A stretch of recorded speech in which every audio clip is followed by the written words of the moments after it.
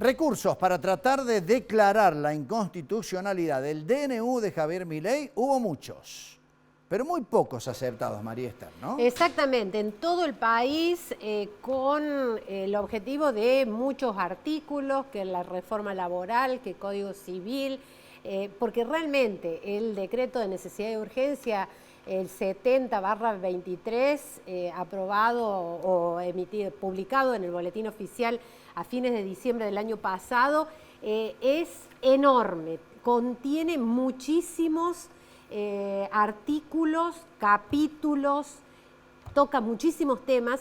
Lo que es en referencia al Código Civil era una materia muy sensible que inclusive todas aquellas, digamos, aquellos juristas que intervinieron en la última reforma del Código Civil, entre ellos Aida Kemelmacher, había dicho y había pedido que por favor no se afectara el Código Civil por todo el trabajo que había significado. Por eso nos sorprendió hoy la noticia de que se ha declarado admisible, es decir, que comienza el trámite judicial a un planteo que han hecho un grupo de abogados. Bueno, grupo de abogados de Córdoba. Exactamente. Un y el estudio... juez es el Sí. doctor Miguel Hugo Vaca Narvaja, Bien. el juez federal número 3 de Córdoba. Y un grupo, podríamos decir, de juristas, en este caso está acompañándonos el doctor Luis Alberto Díaz, docente universitario y abogado, por supuesto, de profesión. Bienvenido, buenas noches. ¿Cómo está, ¿Qué tal? doctor? Buenas noches. Muchas gracias por invitarme.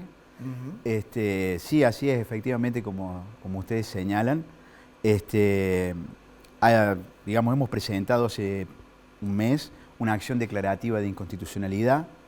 La acción no fue declarada inadmisible porque, por lo general, estas acciones fueron declaradas in limine. Inadmisible quiere decir sin tratamiento. De todas las que se presentaron, Sí, doctor. todas. No, Las acciones declarativas, exacto. exacto, todas. Y hubo algunas acciones de amparo que también Fueron rechazadas. Fueron rechazadas. A ver, caso, por ejemplo, gobierno de la provincia de La Rioja. Así es, fue Una de rechazada ellas, in limine. una de las que tantas. Fue presentada, Pero se aprobó, por ejemplo, unas de la medicina prepaga. claro, pero ¿no? Que allí afectaba. fueron, y esto es lo Eran importante. amparos. Eran amparos y además hay que señalar la diferencia, por qué fueron rechazadas in limine y por qué fueron admitidas. Y esta es la gran cuestión.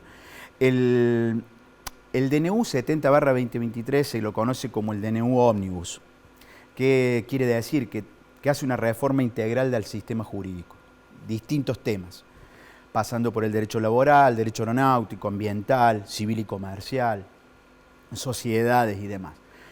Entonces, ¿qué pasa acá? Para poder peticionar a la justicia hay que ir con un interés concreto.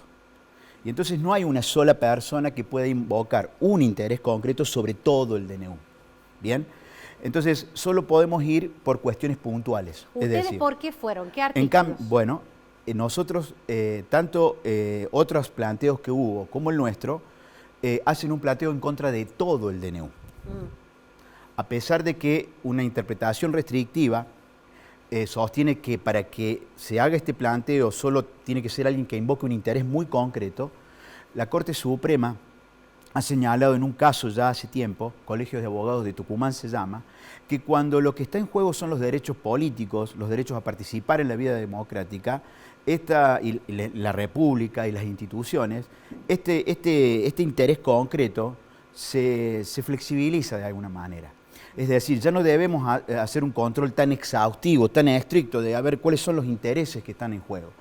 Que acá se flexibiliza y entonces, así como los ciudadanos tenemos el deber de obedecer las leyes y la Constitución, también tenemos el deber de cuidarla, protegerla y defenderla. Ahora, doctor, ustedes fueron contra el DNU porque pretendía modificar muchos institutos a través de un decreto de necesidad de urgencia y no de leyes, ¿o fueron en contra del DNU por algún contenido en particular? Ambas cosas, hicimos ambas cosas. Es decir, como nosotros sabíamos que digamos que hay una interpretación muy restrictiva, así como hay una interpretación amplia,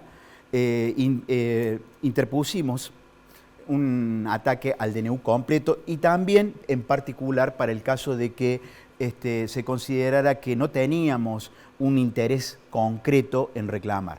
Nosotros creemos que sí lo tenemos porque lo tiene toda la ciudadanía. Es decir, cuando se utiliza un DNU, que es un decreto de necesidad de urgencia, para utilizarlo para reformar un sistema jurídico, no solamente se está reformando un sistema jurídico de acuerdo a reglas que no están previstas en la Constitución, y eso ya lo hace formalmente inconstitucional, sino también que los priva a los ciudadanos del ejercicio del derecho a participar en la vida política a través de los representantes.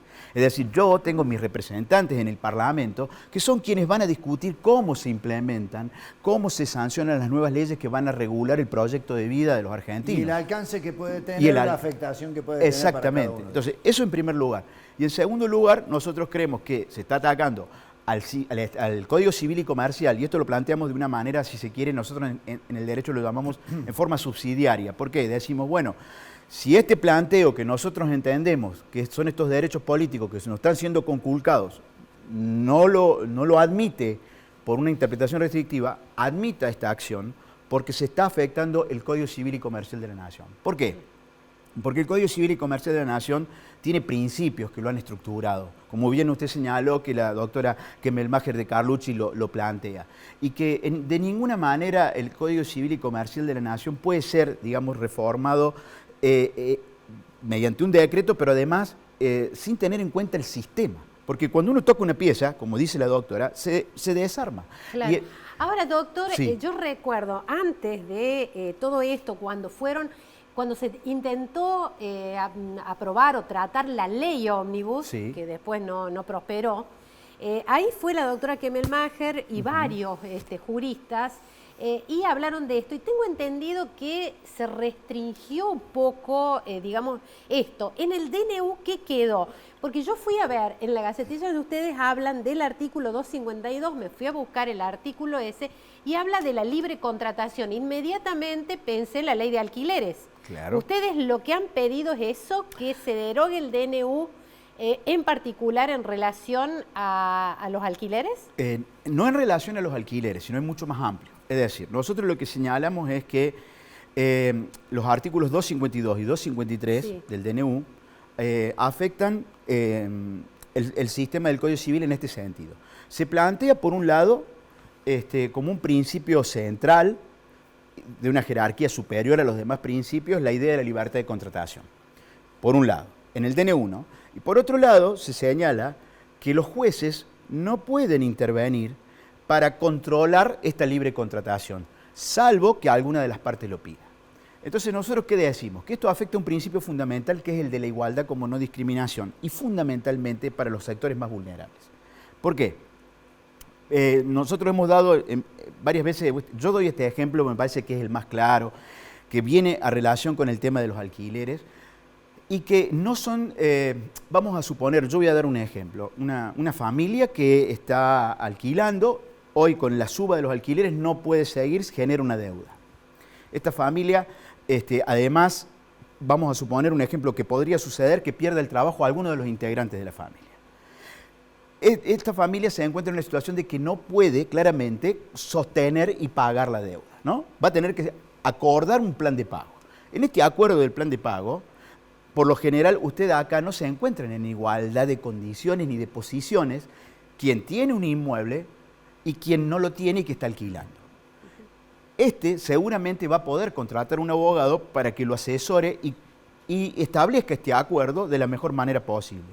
Mientras que esta otra familia se va a encontrar sin posibilidad de asesoramiento jurídico.